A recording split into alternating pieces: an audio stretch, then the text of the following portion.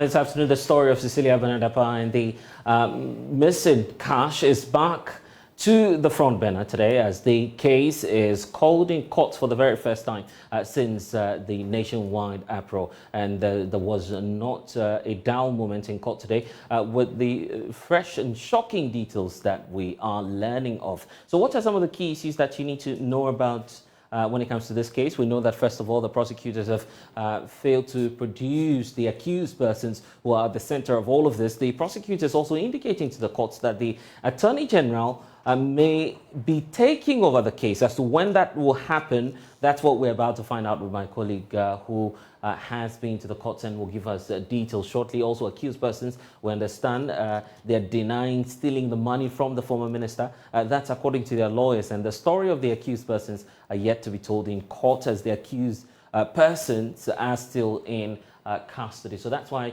we're asking the question, what happens to the case? And as we know, the special prosecutor initiating investigations some days ago. Why is the AG taking over now? That's why I want to bring in Richard Kojonyako, who's been in court for us, monitoring developments all day. Richard, ever since the case went viral, this is the first time we're getting to hear from the courts actually what may be accounting for how, first of all, the money got missing. Do we have any updates on that, first of all? There's an advice from the Attorney General office, and so pretty shortly we'll show them or read them the details to you.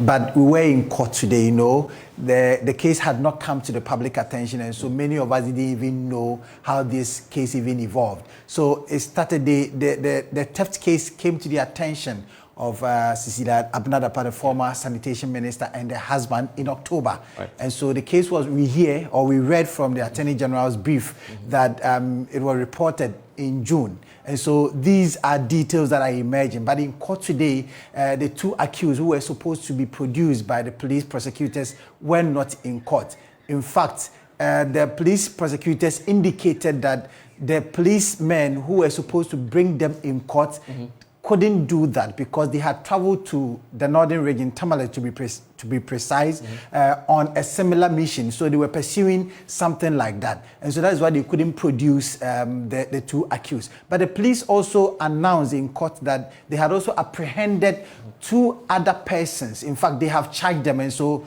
now we know of two accused persons that are currently and will be brought in court on the 8th of August when the case was adjourned to.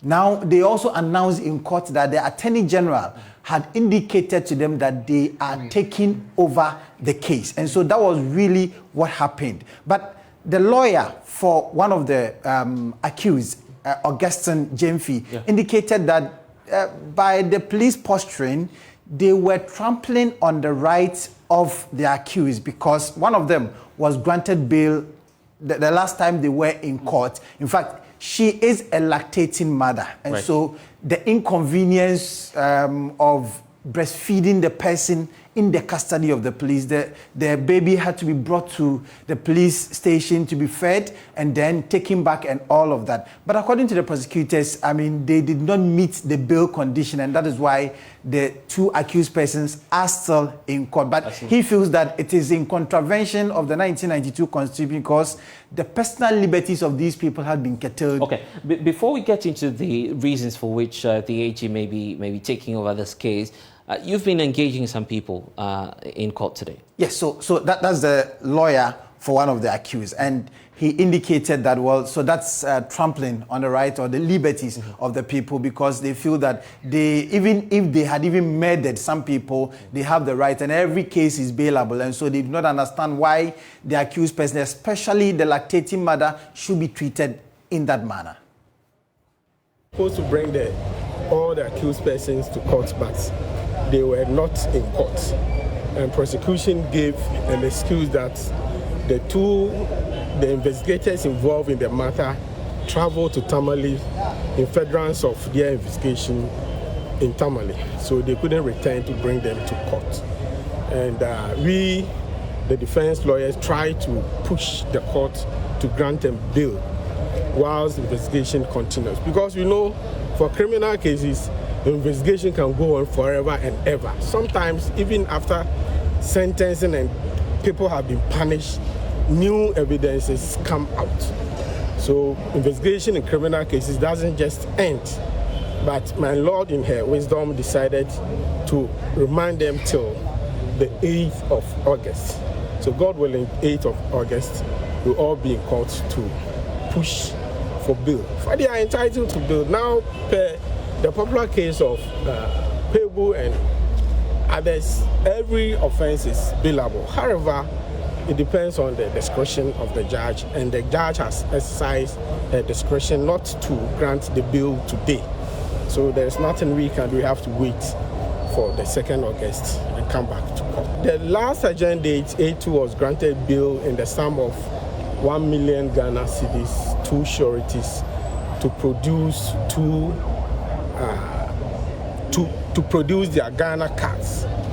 In fact, normally when bail is granted at the court, the practice directive is that it is the registrar of the court who interprets the bail condition. The only role of the police is to look at the house or the abode of the sureties. But this one, when we went to the police station, the special intelligence unit, they themselves have taken it upon themselves to investigate and interpreting the court order, which to me is wrong and just obstructing justice delivery system, because police are not supposed to interpret the court orders. It is the duty of the registrar of the court.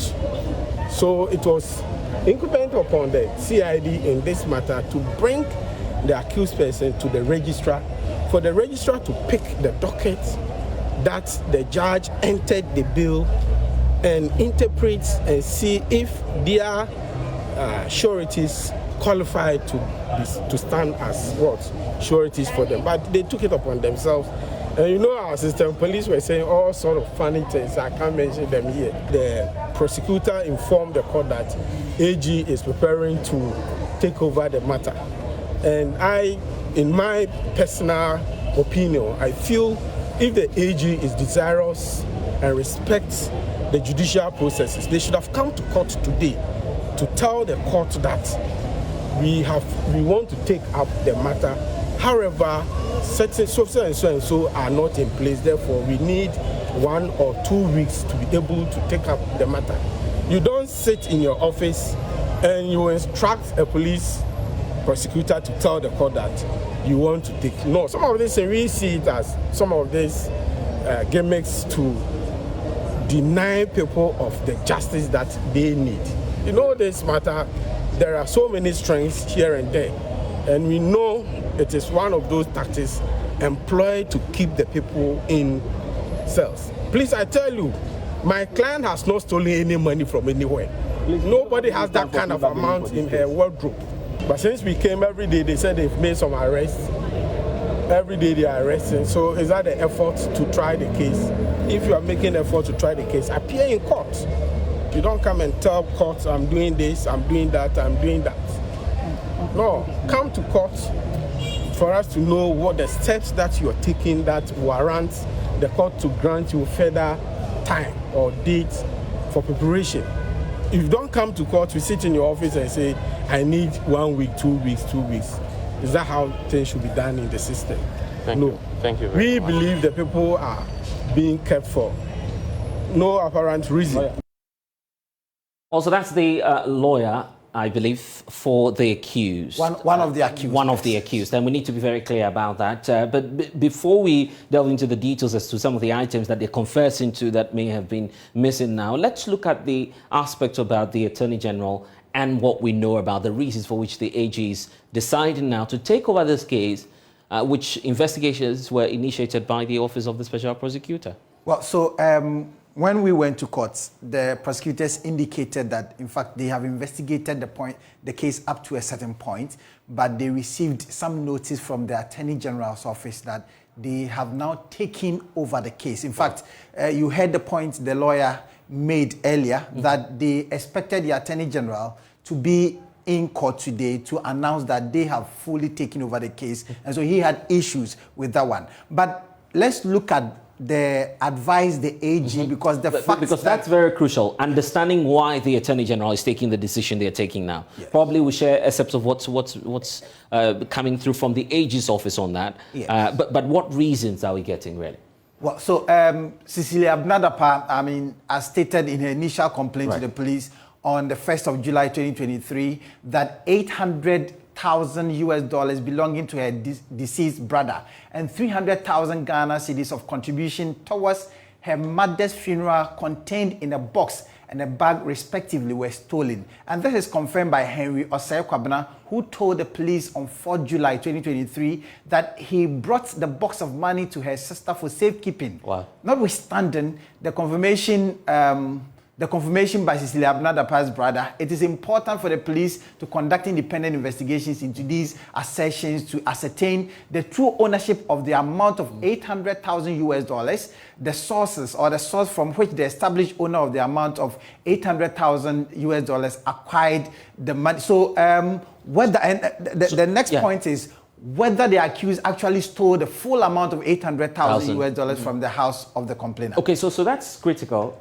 because over the period we've been hearing allegations and unconfirmed reports, people sharing their own accounts of why the money may have been stolen and who the money may have belonged to. The minister is giving us a sense now that 800,000 first tranche belonging to her deceased brother. That's the official account we're getting. And now it to her for an additional $300,000 from Ghana cedis from funeral contributions.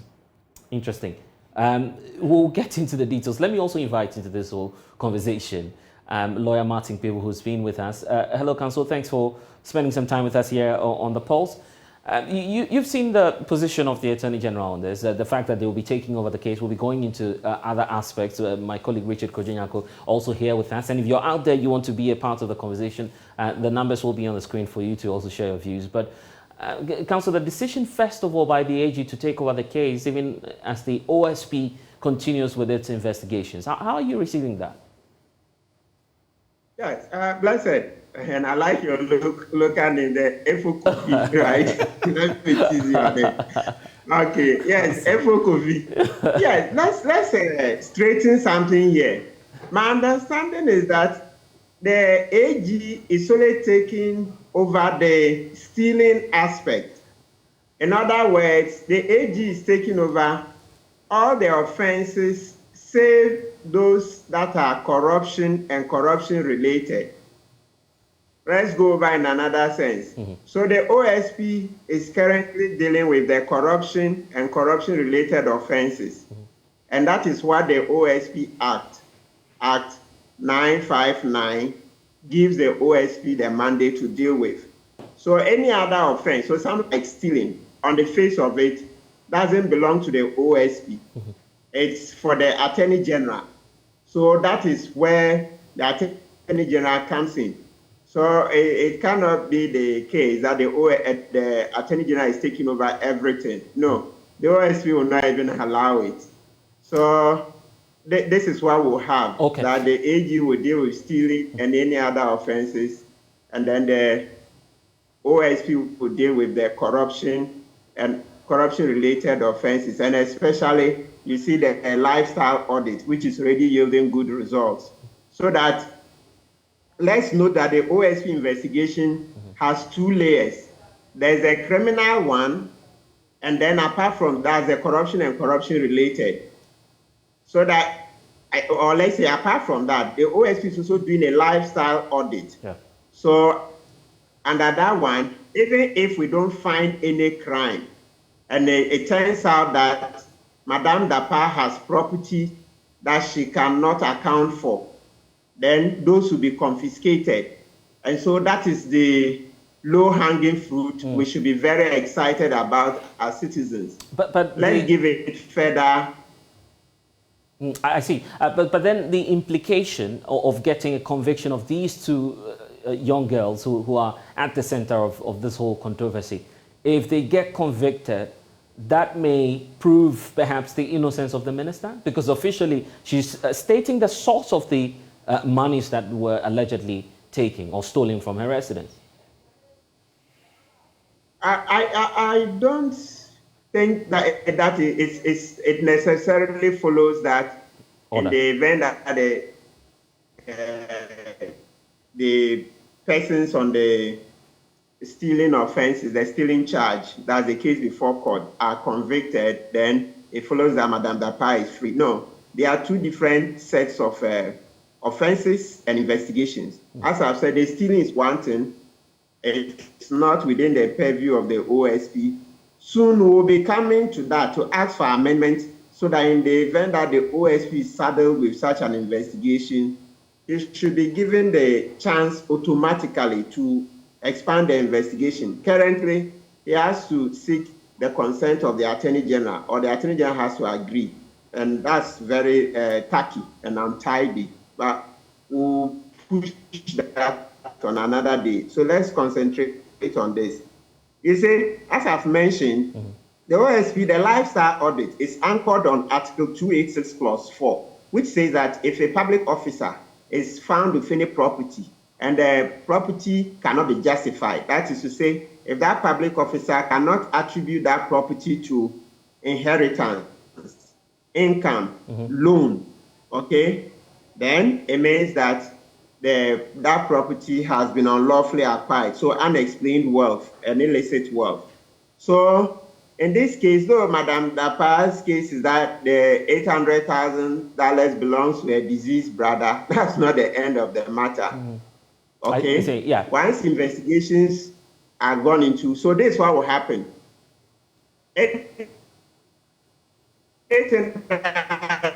Retrieved from the other case, okay?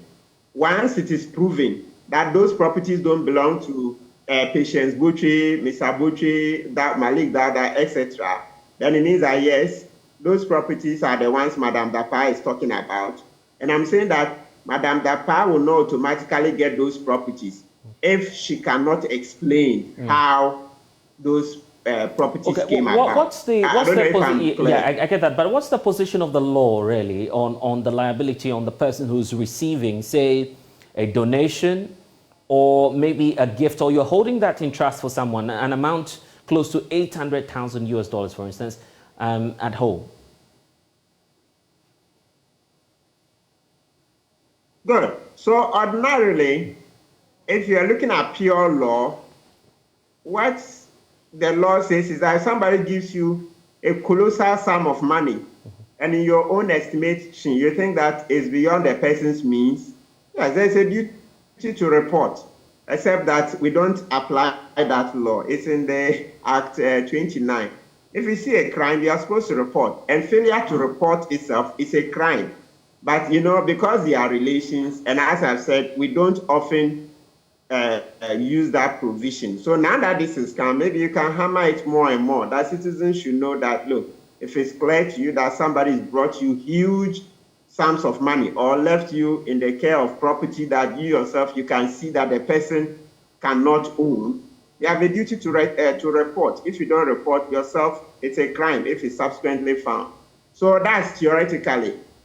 But on the facts of this case, I don't think we have enough facts to be able to indict Madame Dapaah, except I've seen on the internet people who have said that that deceased brother, they have said that it's a shoemaker, that's neighbors, something that's going around on the internet and it's published on Ghana web. So it's for citizens. Okay. Counsel, let's try one more time. We lost you briefly on the point you're making. If you just take that for us again. You were talking about the video or the flyers in circulation. And make their own conclusions. People have said that, no, the person they are talking about will... We'll try and re-establish connections. Counsel, are you still with us? We lost you briefly. As I said, I'm not in a position to verify that, but I can bring that to you. The brother is dead. If the brother is found, as I said, confiscation will be the way to go. Okay, we lost you briefly, but then going forward, okay, it appears that we lost Lawyer Martin People there, who was just giving us a sense of what's going on. One question comes to mind, and the incident happened in October, according to the Attorney General's advice, and then the docket on it. So, but the first arrest and the complaint was done in June. So between October and June 27, when the first arrest was effected, and then the subsequent arrests were also done, what really happened within that space? And so that's what the question many people are asking, that the first accused, who is the 18-year-old, was employed to clean the compound of the former Minister for Sanitation and Water Resources. And then the second accused, also an employee of the minister, was also in the household. And so she had access to the bedroom of the former minister. And so the two of them, according to the first accused, two sets of the keys were given to her to duplicate. And so she was caught in the process. But we heard the lawyer saying that, well, the client had stolen nothing. But according to the police, that is based on the Attorney General's advice, that they arrested the first accused in Tamale, where he has spent some of the money, including buying a house, including renting a store, giving some of the money to the boyfriend, the father, and all of that. And so these are some of the details that are contained in the docket at the Attorney General has shared. The point about even the case itself, the fact that we've been shifting the narrative mostly onto the political appointee, former now, Cecilia Dapaah. How about the two individuals involved here? Yeah, we are doing the right thing. You see, the two individuals, we have scarce resources. So we can see that the bigger problem is the source of that huge sum of money. So it tells you the way citizens are very smart. Yes, it tells you that we see that there's a bigger problem, such a colossal sum of money. Money that, by some accounts, can build 14 schools, etc., right? So we are interested in finding out where that money came from, so that if there is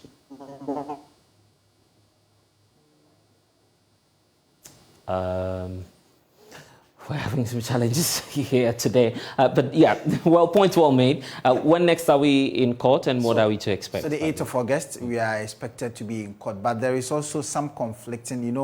Initially we had 5 persons, the 2 accused that are currently standing trial, and then 2, the boyfriend, the ex-boyfriend, and 1 other person, so making 5. So the police announcing that 2 more persons have been arrested. Does it mean that we have 5 of the people that are currently standing trial in this particular matter? And then I would want the lawyer Martin Pebu, when he comes around, about the issue of human rights. The lawyer for one of the accused raised, Augustine Jemfi, raised that, well, one of them was a lactating mother, and so it does not augur well for the health and the psyche of the mother, and then the baby that is being breastfed while the mother is in police custody. And so these are issues that are also arising. For our viewers, let's just give them a recap of some of the items that were allegedly stolen from Cecilia Dapaah's residence. So we have a cash of $1 million. We have another cash of 300,000 euros. We also have cash of 350,000 Ghana cedis. And so, and then we have 6 pieces of assorted kente valued at 90,000 Ghana cedis. We have 6 sets of men's suits valued at $3,000. We have assorted clothes valued at 95,000 Ghana cedis. We have assorted handbags valued at $35,000 US. And so these are some of the things that we are talking about. And then the last 2 items that were left out were assorted perfumes worth $1,400 and assorted jewelries valued at $95,000. And so these are the items that we are talking about. So some of the items include, so we have cash and other things that have also been cost. Okay. Lawyer Kwebu is back with us. And Counsel, we'll ask you briefly the point about the accused now. Look at the items allegedly stolen. If that's found to be true, what are the implications for these young girls? Okay, good. It's good if you ask this question. Number one, please, can we do something about the first accused, Patience Butri? You can see from the facts, we are told that at the time they are... We seem to have very poor connection today. Yeah, okay, let's see. So under the law, when a person in conflict to the law is under 18, that person is called a juvenile. And the justice system has a special regime, has special provision for such. We are supposed to protect the privacy of the child.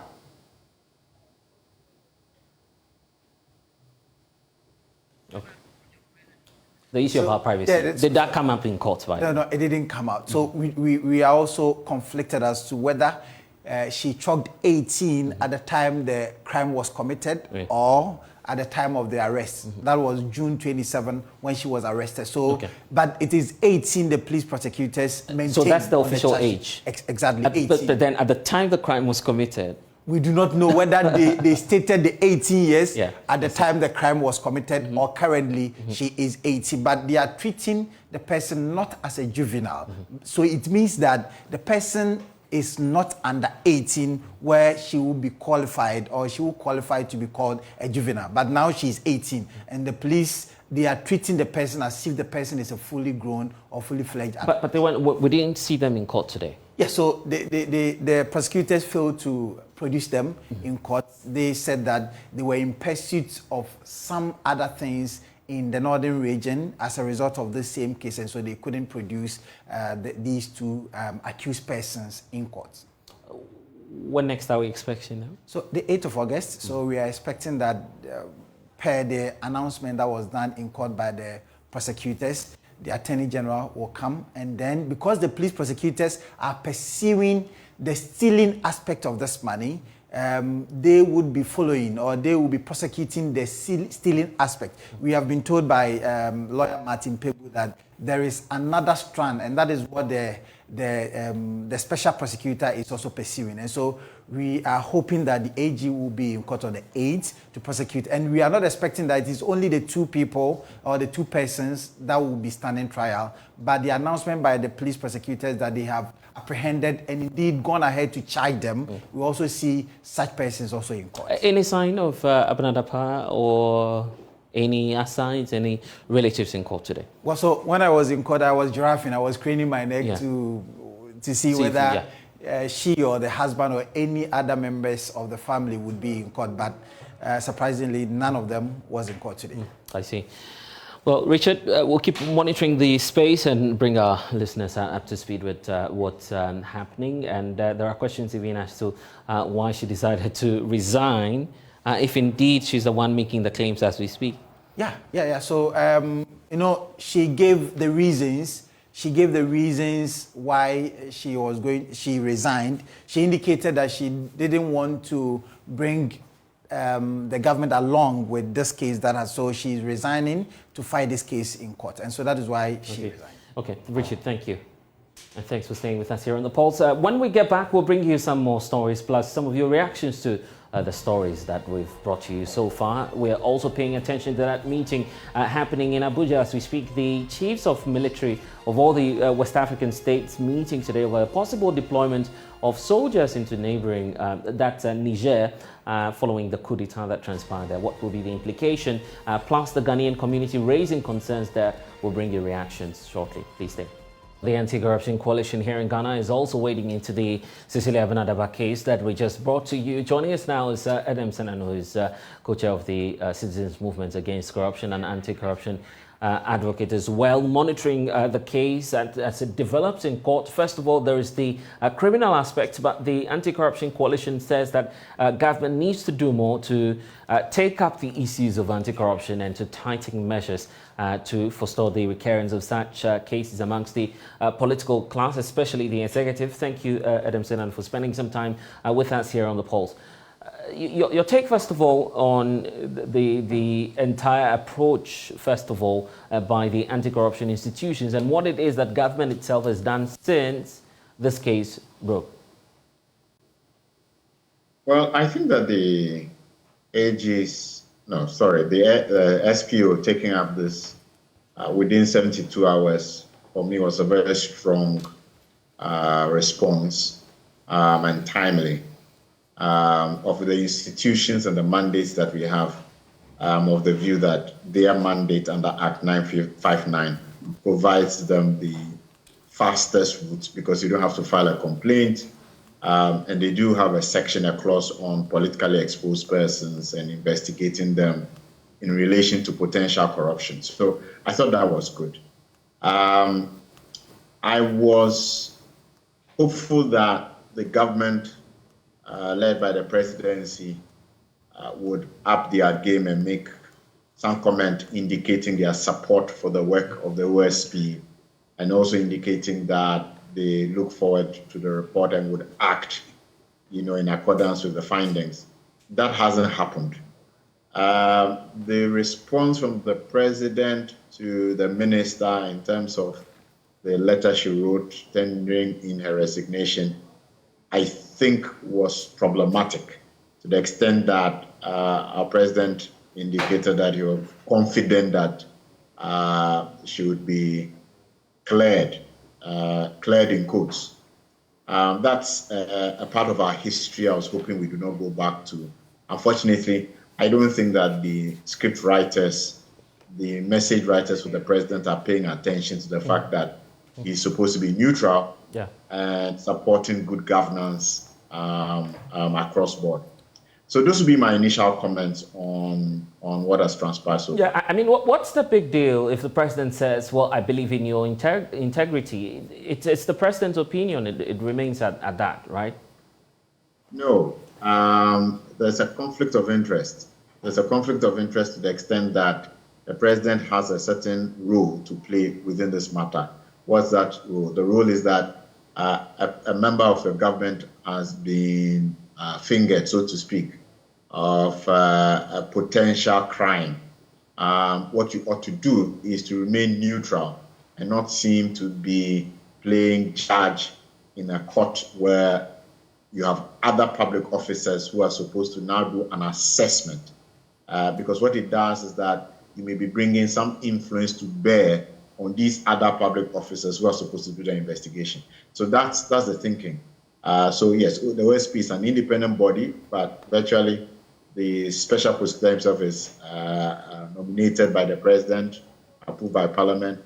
But one doesn't want to get a sense that any kind of influence or is being brought to bear on that office. And looking at the level of work done by the OSP, are you satisfied or you expect some more? Well, it's early days yet. The OSP has been upfront to tell us what they are doing when they did the searches and so on and so forth. And then they've come back to say, look, be patient with us. We need to go through the mill. Mindful of the law, their law requires them to report to the citizenry every 6 months. I think that they have done well not to wait till 6 months before giving us updates and raising concerns where important. I am expecting that maximum within 2 months, and we've already had 2 weeks of this, they should be able to give us some kind of finality as to what their findings have been. And your expectation from Cecilia Dapaah in the coming days? Well, I don't have an expectation. I mean, it's either that she's cleared or she's not cleared. But to be honest with you, I find it very curious that a public officer who works for the state from 8 a.m. to 5 p.m., at least 5 days of the week, can have that kind of money sitting around. I'm intrigued.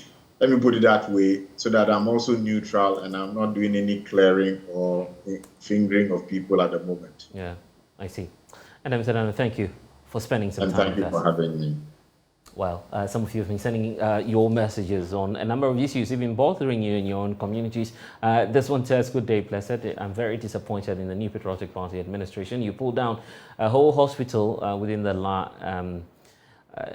community without building a new one yet. Then you go ahead to say that, but the government goes ahead to cut sort for a housing project that will only benefit them and their family. Very sad for this country. That's coming through from Nana, listening to us somewhere around Belengpe. This one says, good afternoon. Please, the president of Ghana appointed Cecilia Dapaah as minister and has already made a prejudicial comment. Your integrity will be established, as he says. So we don't expect any court in Ghana to go into this anti-money laundering issue of the minister and judge her for wrongdoing. Blessed, are you surprised that the Attorney General has taken over the theft case now? That's the question you are asking. Many of you are also sending your comments to us. Keep them coming through and we'll take them as we move on with the show. Let's get to some of the stories that we have for you, because government has failed 5 out of 9 macroeconomic targets outlined for the 2022 fiscal year. Now, according to the joint news assessment that we've done, an analysis of some 9 key economic indicators outlined in the 2022 budget shows government could not meet most of its macroeconomic targets. Johnny's data analyst Kofi Ajay is joining us with more. Many may say this is technical, but let's try and make it as simple so a lot of people can follow us on what we're talking about. In fact, to make it simple, that's why we actually developed this scorecard. So when we spoke, I think 2 days ago, I told you that the mid-year budget is an opportunity for the finance minister to give a complete account of what happened in 2022. Yeah. So based on the, the target that is set for them, we looked at 9 of the target that we feel are very, very important. Yeah.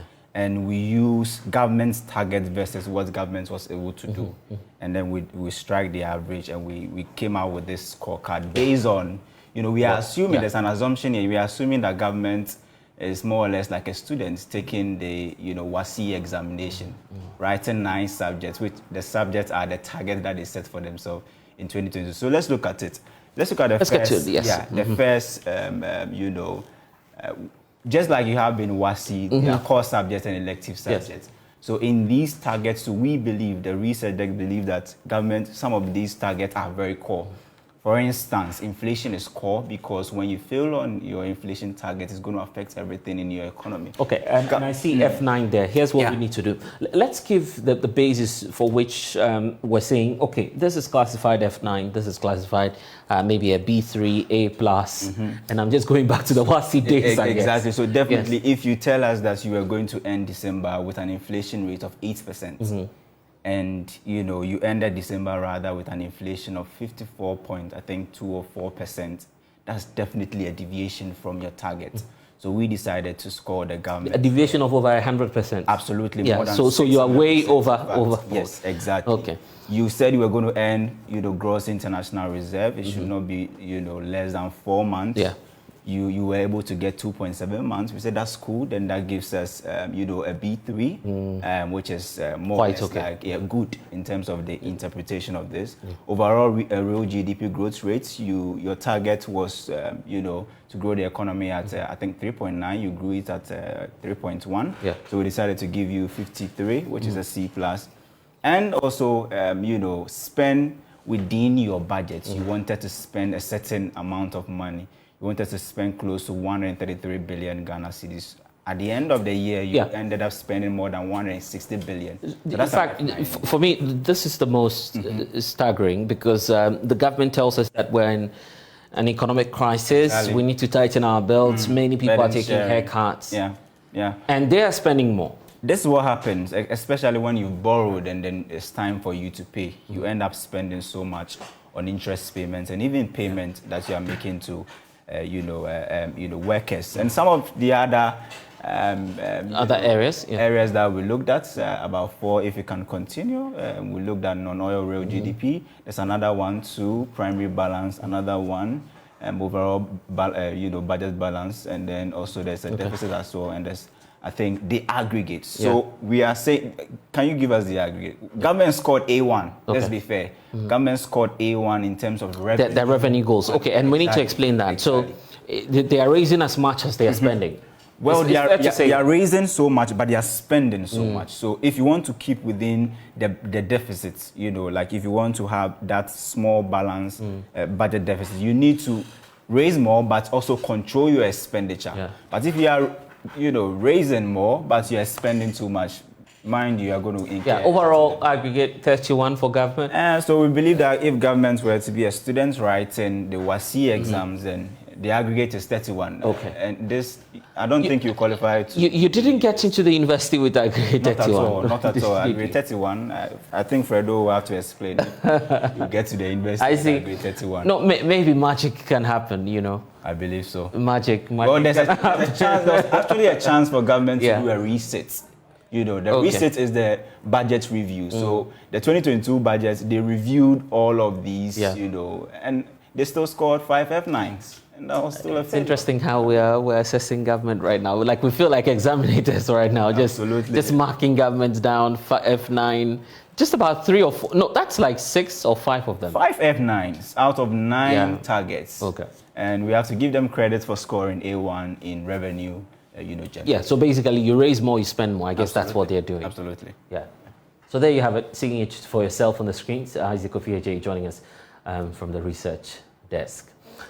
Thank you. Let's focus now on some of the developments within the West Africa sub-region, because the Ghanaian community in Niger are indicating to Joy News that they feel threatened over some reprisal attacks if West Africa regional body ECOWAS decides to go ahead to deploy a military force into the French-speaking country. That's because that's what they've been told within Niger. Now, presidential guards, as we understand last week, deposed the democratically elected Mohamed Bazoum, who was then president, now deposed, and that's prompting wide condemnation from West African leaders who have issued a week's ultimatum to the military junta to hand over power, or they'll be deploying a military force to restore order from now until the 4th of August. The ECOWAS Chiefs of Defense Staff, they are meeting and holding an extraordinary meeting on the political situation in the Republic of Niger.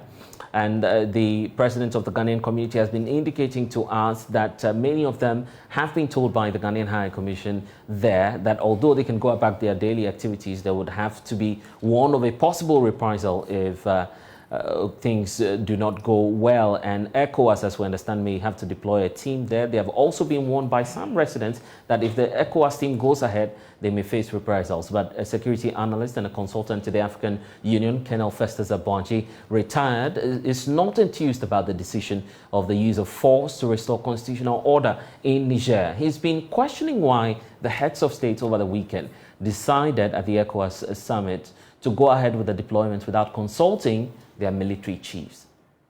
Niger, like Burkina Faso, like Mali, have since about 2012 been under the scourge of terrorism.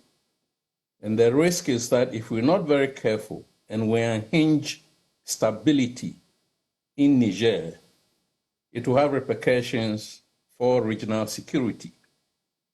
The effort that the G5 Sahel countries, which includes Niger and Burkina Faso and Mali, have pulled together to try and stem the tide of jihadist threat of terrorism, will come under strain. Already we know that our Western partners, for geopolitical reasons, have left Mali and have left Burkina Faso and are now in Niger. Well, they could have issued that statement strictly as a strategy to intimidate the coup leaders in Niger. The threat of the use of force is a strategy. Now, beyond that, you need now to calculate whether ECOWAS has the capabilities to actually project force into Niger. And this is where I started my statement by wondering whether the respective chiefs of security forces in the 15 or so, of course, let's take out Mali, Burkina Faso, Guinea, and Niger. We may be left with about 11 or 12. Whether these 12 countries have consulted their chiefs of the defense staff. Right. Before even taking the major decision. Yes, that has to be the case. In all democracies, unless you are an autocrat or we are in an autocracy, you need to find out from your military.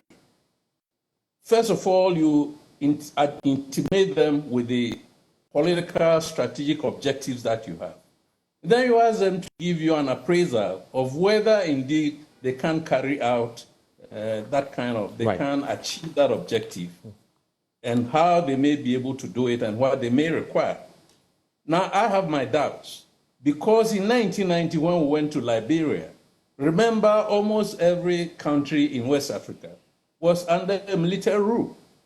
There were no parliaments, there were no legislatures. Right. So it was a matter of decreeing that Nigerian forces, Ghana forces, or Ghanaian forces, and so on were going to Liberia. And so I would like us to go back to 2011. In 2011, in two countries in Africa, first in, let's say, February, March, in Libya, France, as part of NATO, spearheaded the demise of Gaddafi. The rest of the implications and the consequences is what we are seeing now.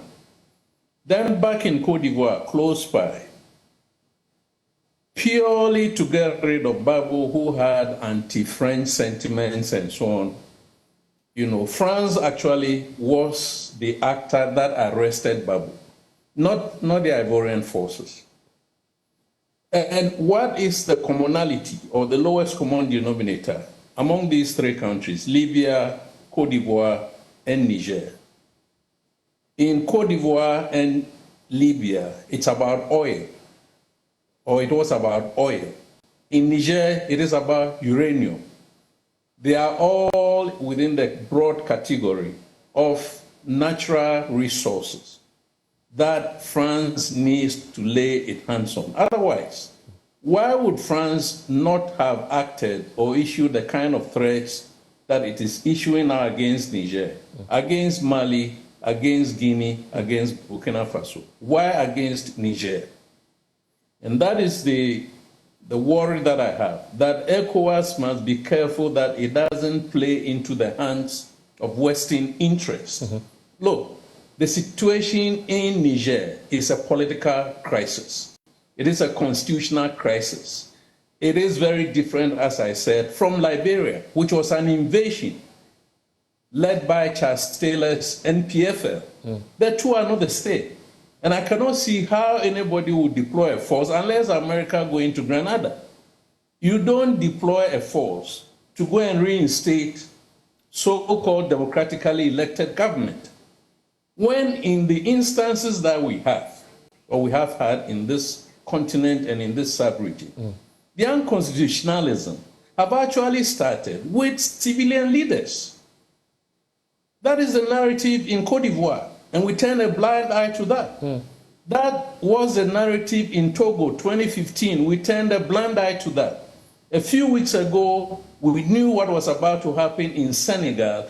ECOWAS never saber rattled until probably through other back channels, they got President Macky Sall to rescind or retract. If ECOWAS indeed wants stability in this sub-region, it must first ensure that there is democratic accountability. Then there will be no reason or raison d'etre for any man in uniform to go and overthrow a democratically elected government. Let me make this point, and maybe I'll give the floor to Professor. Yes. Now, when we say we are deploying a force, and we know that besides the natural resources, which is a commonality among these three, the 4 former French territories, which have now succumbed to coups, are, with the exception of Guinea, 3 of them are under the threat of jihad terrorism. No African or West African country thought it wise to follow the example of Rwanda and deploy its own national forces to go and assist these countries to combat terrorism. So when they come under pressure and the military takes over, because by and large the military are the ones who are the front line, they are the ones who die. If there is corruption and ammunition doesn't reach them, and you can't rule out corruption in Niger. Colonel retired Festus Aboagye speaking to me last night on Connect Africa. As we speak, the Chief of Defense Staff for West African countries are meeting in Abuja. That's been confirmed by ECOWAS a couple of hours ago. We can just bring you excerpts of what it is that ECOWAS has posted on Facebook, indicating that the Economic Community of West African States, the Committee of Chiefs of Defense Staff, are holding an extraordinary meeting on the political situation in the Republic of Niger. The Committee of Chiefs of Defense Staff, that's CCDS of the Economic Community of West African States, will meet in Abuja. That's happening from today to the 4th of August 2023 on the political situation in the French-speaking country. The CCDS is meeting following the decision by the authority of ECOWAS heads of states and government at the extraordinary session held on the 30th of July in Abuja. That was last Sunday, and part of the decision clearly was that there will be a deployment of the military force into Niger within a week if the military junta there does not hand over power to the elected President Mohamed Bazoum. Is this feasible? Dr. Ladislav Prosper Agbesi is president of the Pan-African Business Forum. He is joining us in studio to have a conversation on this. It's good to see you. Good to see you. This is not a good time for West Africa. Many have argued, looking at the growing nature of political instability and the nature where we see the military gradually taking over center stage in terms of governance across West Africa. What's your own diagnosis of the problem? Many say it's simply an anti-French sentiment that's on the rise. Do you share the same view? I think let us go back to the contents, and I would like to, if you allow me, to bring in some kind of few elements. Right. What is happening at the moment? Last year, I wrote to President Biden. I have a discussion with his administration, and I did mention to him that the so-called democratically elected governments are becoming worse than military regimes. And he should organize some kind of, I wrote to him, I said he must organize some kind of a summit with all those military people in Washington where they will have a discussion. And he have to listen to them and exactly understand what is happening. Because the context of West Africa today, what is happening, is in 3 forms. The first one is the civilians becoming worse than the government. The civilians are the democratic elected governments have become problem to their own people. That's a very difficult issue. And the functionality of the army is to restore law and order. Yeah. And that is what they have been doing so far. That's what is happening. There's nothing else. It's not like 1960 before where people just make coup. In each country, all the countries we saw in Guinea, in Mali, and is that the military people came in to restore law and order. But is that really the alternative? The fact that we know that it's a democracy. Wait until the next election season. Why are the military chiefs being impatient in these countries? You see, the problem is that when you are that's why we have police stations. Yeah. Police station is to regulate the civilians. And the army's job is to regulate peace and order in a country. Sometimes coup d'etat are justifiable. They are necessary sometimes. It's like when you have diabetic and you don't threaten it, you cut your leg. Sometimes some of the coup are justified. You know, the issue of, to go back to the real context of where we are, if you look at Niger, there are 3 problems there. The first problem was that the election was not accepted by the majority of Niger people. The second issue is that there is an issue of Bazoum not being from Niger. He's from Libya. That's the claim. That's a claim. That's a claim. Yes. We are not saying that, but it is a claim, is there. The third one is the fight with the jihadis, which is a real problem for these people. You see, when ECOWAS, through some of these, there's these civilians, head of state in West Africa today, apart from we have Ghana, Nigeria to some extent, some of them are not legitimate. You understand? Because they use the ground of democracy to make their countries unconstitutional. And you look at even Benin, the president there is not today. He created his own parliament. He did election where he put everybody in jail. Why do you think that army will keep them? He's a nest. They will remove him soon. Well, that's your claim. So you have privileged advantage of what's happening there. But in the context of Niger, we need to be careful to tell the ECOWAS people to be very careful, because attacking the military people, because they are responding to the will of the people of their country. Right. And there's a sentiment of the French people.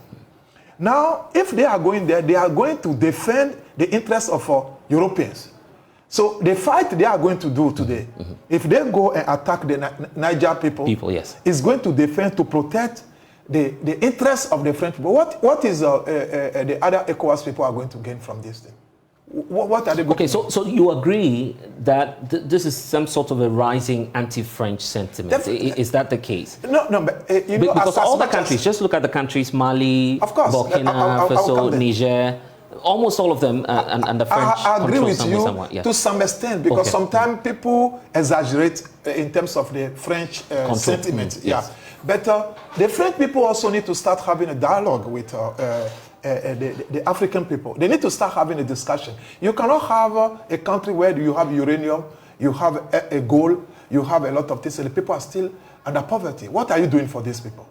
This is a question which, as a Pan-Africanist, we need to have a serious discussions. And the people don't look at that. People say, no coup, we are going to attack them. Niger is the second in a UMOA, in our Francophone CFA. After Ivory Coast, Niger is the biggest economy. Really? In terms of, yes, you must check. They are the biggest economy. And however, they are more poorer in Niger than Benin. You understand?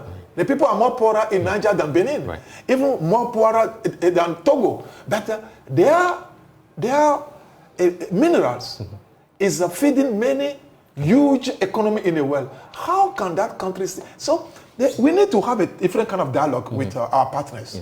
I'm not in a sentiment to say that we cannot live without the Western powers. We have to work with them. But they also need to come to the table and negotiate with us, not to use our own brothers to fight us like what is going to happen in Abuja. And let me tell you something. The meeting going on. The meeting is not going to happen. I'm just informing you. Really? Remember I told you here that if we don't go to France to solve the problem of Sudan, nothing will happen. Where are we today? All the discussion, it went... what they are trying to do, we must be worried. Some of us in Ghana, Benin, Togo, we must be worried. Because you must know the belt of Sudan, from Chad, through Libya, Algeria, to Guinea. They are looking for something. And you are going to give them, because even the north of Nigeria is not stable. How dare you are to go back and go and fight in that place there? We haven't finished with the Libya crisis. And we are still dealing with, and it was the Libya crisis who caused the problem of jihadists.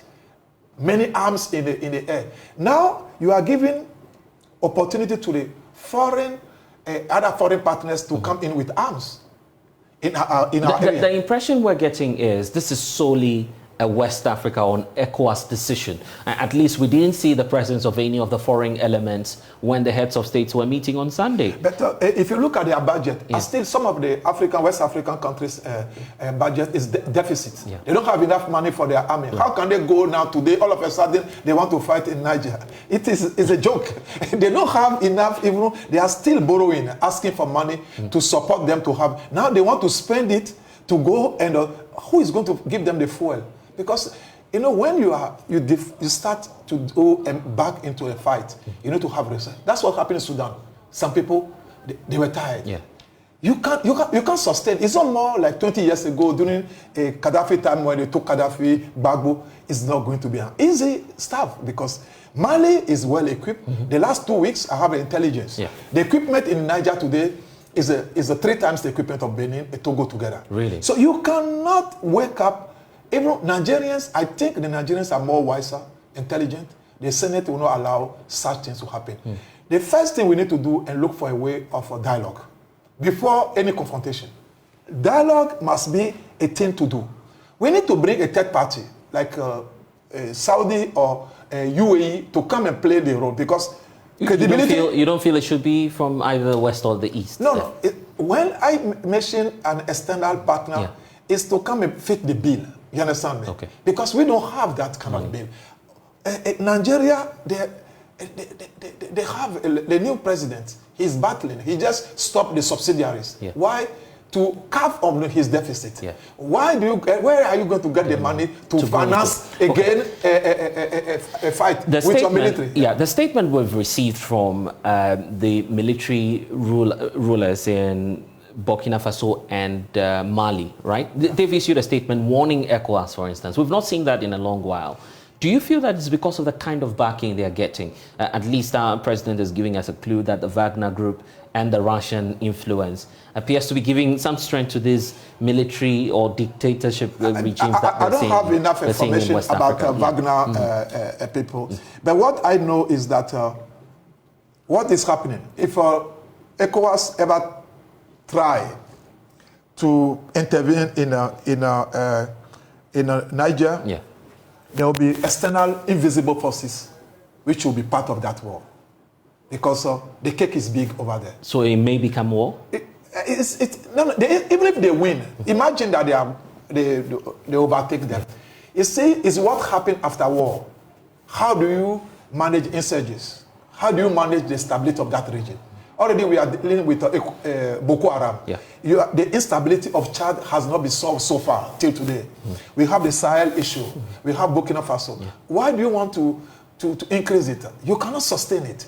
You cannot sustain it because it is issue in West Africa. We want peace. We want dialogue. We don't want forces. The one who is talking about forces, sorry to say it, I'm in a wrong position to say it.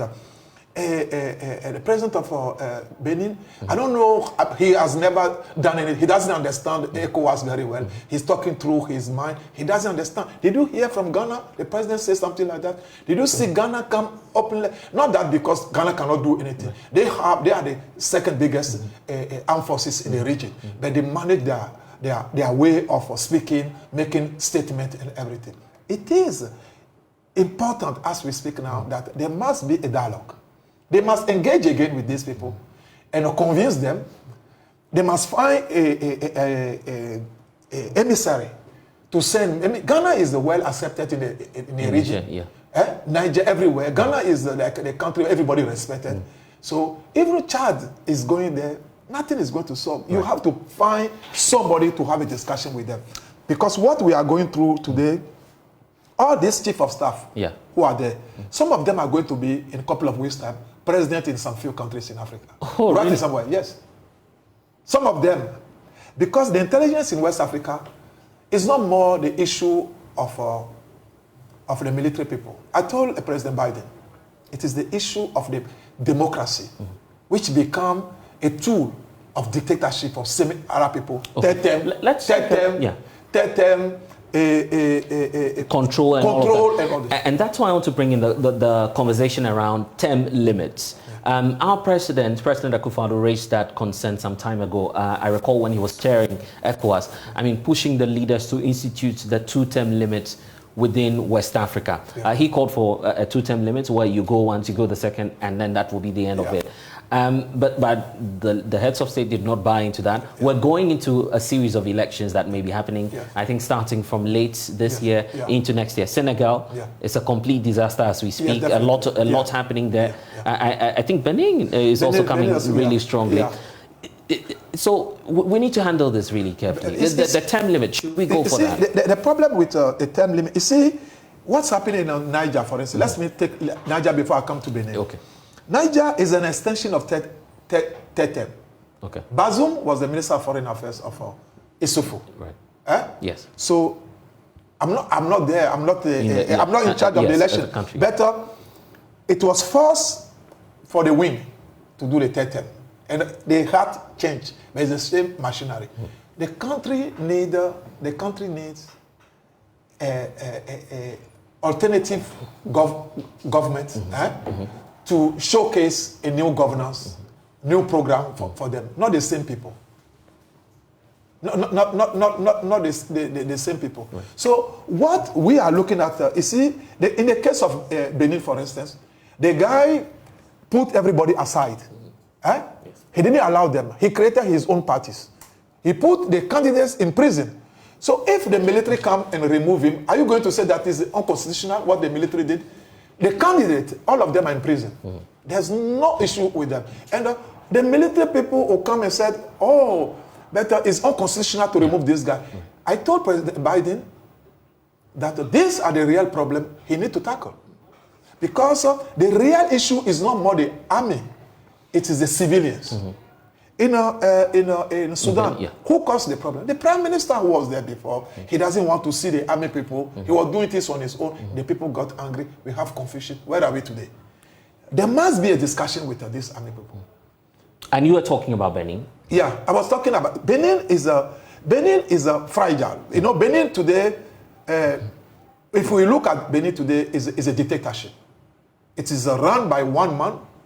And I don't know, but I just know that ECOWAS is aware that what is wrong if what's happened in Niger happened in Benin?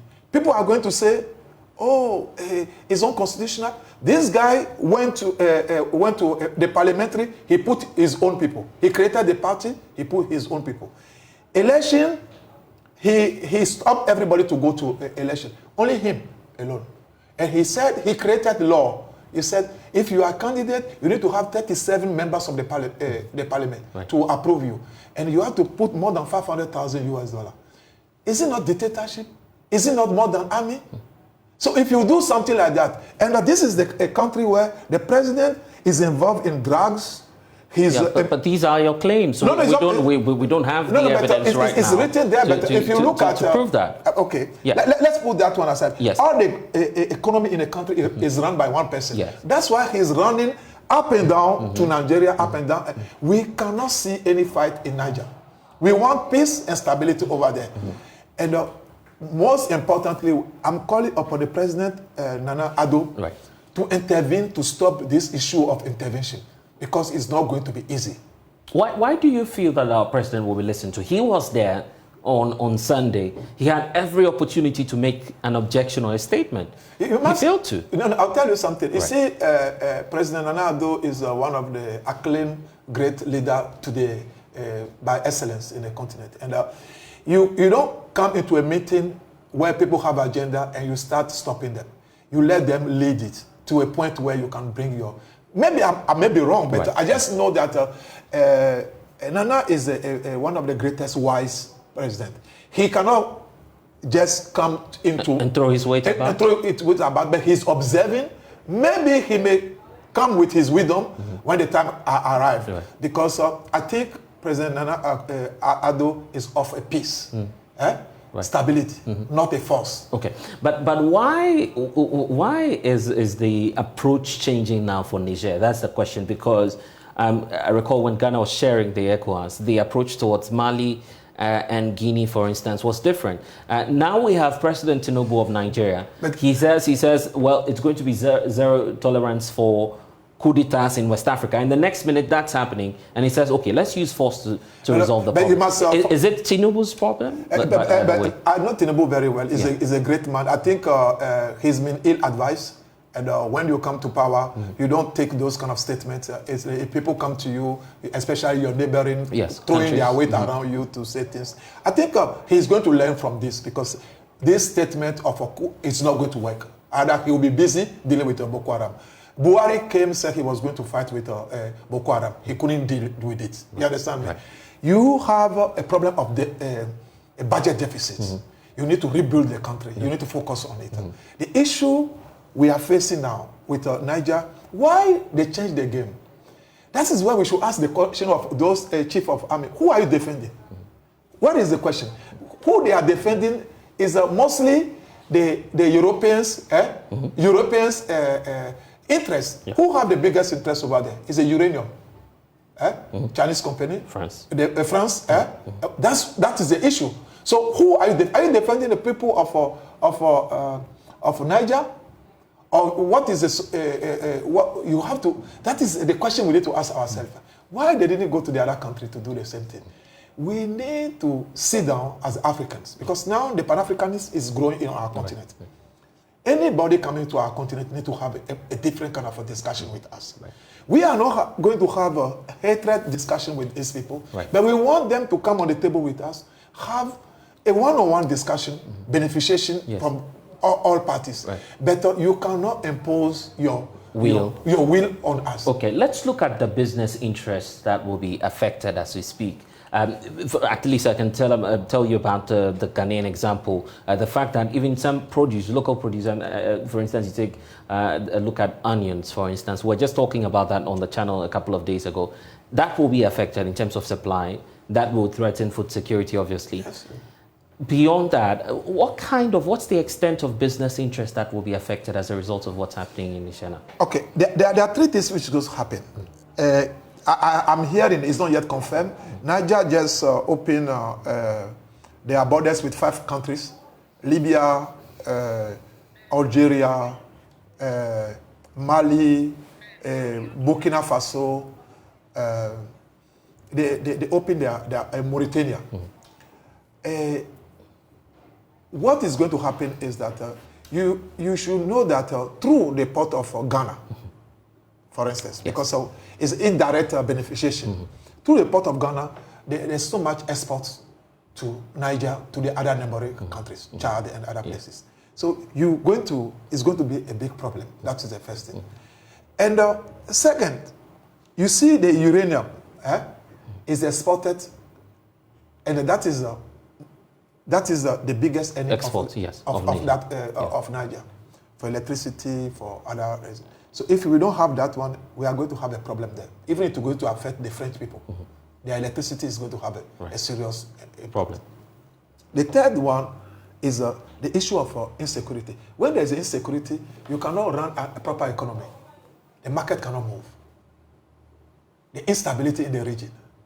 How many trucks are we going to have here for onion, for food, for everything? Then we are going to have shortage, because those people supply us in the land side here a lot of a food crop, and we are not going to have that. Who is going to give us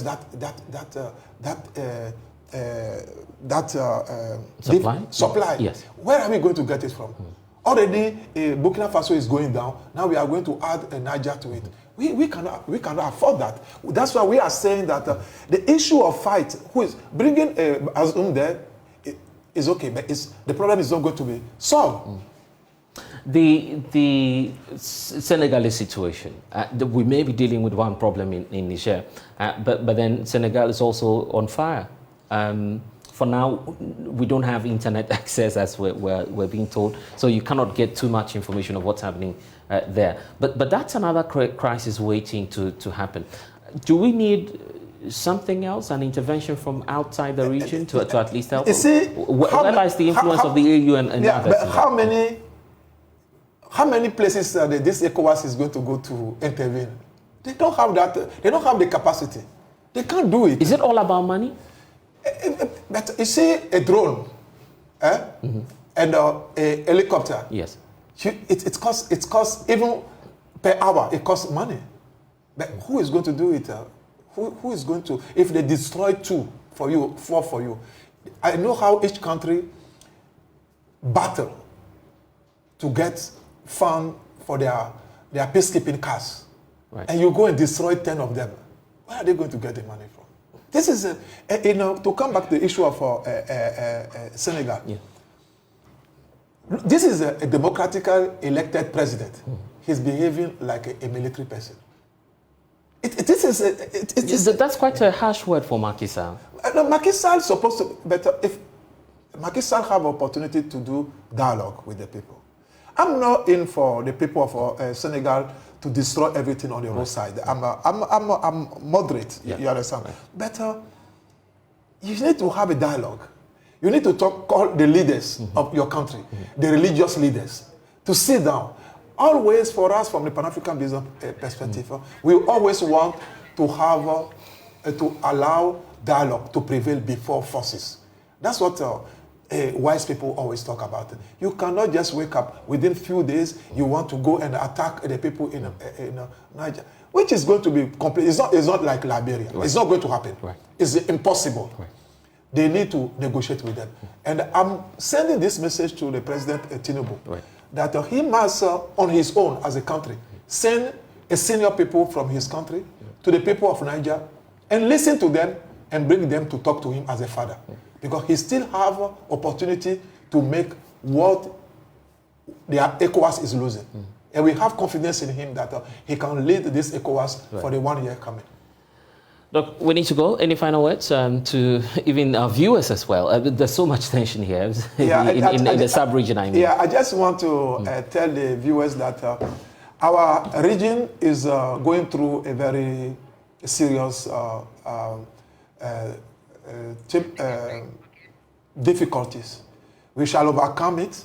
Niger is not the end. Some countries are going to go through the same situation till we find the federation of African countries, Francophone, together, and then we will deal together with the Europeans. We want to work with them. We want to work with the French people. There's no sentiments against French, but we need to have a win-win situation whereby we can do it. And I believe in ECOWAS. I believe in wise people like President Nana to intervene, that we don't have such issue of military action in Niger.